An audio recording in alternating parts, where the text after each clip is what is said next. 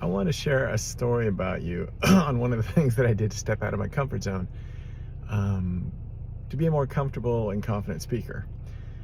So after I wrote, my first book came out in around 2009, and I was terrified of public speaking. And I realized that if I wanted to share its message, I needed to overcome that fear. So I did a whole bunch of things. I did some community college speech classes. I did Toastmasters for about a year. I hired someone to co-host an internet radio show with me.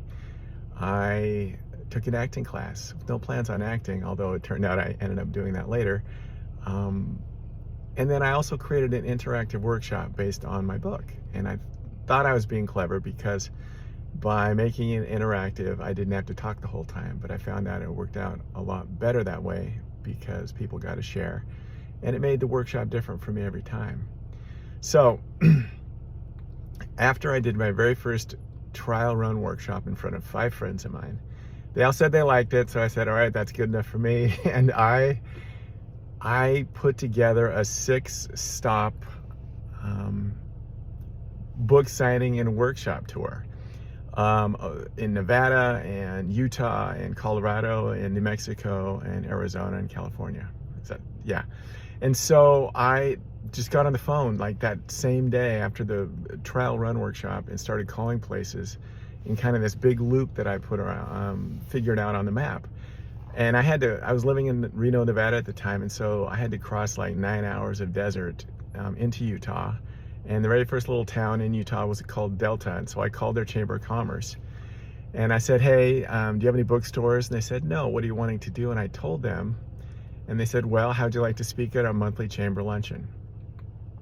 I gulped and said yes.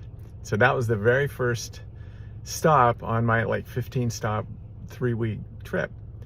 And when I got there, I was nervous, of course, and it was held in the back room of a Mexican restaurant, and there was about 10 people, and most of them were farmers and all lovely, kind people. But I gave my very first workshop, interactive workshop, to a group of people while they're eating lunch, and they were very kind to me. And I don't know, it was an initiator for me. You know, the rest of the trip was very humbling. I had some people show up at a few events, but at others there were 0, and at some book signings there were 0. And so I would just sit and just twiddle my thumbs and just try to stay and look positive.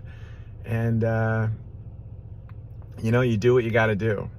And so I look back fondly and also kind of slightly embarrassed, and also just like, all right, way to go, man. You went for it, right?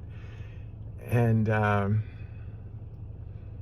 so I guess I'm just sharing this story because there are, what's really important to you? What do you want to do, and what do you maybe have to overcome to do it, right?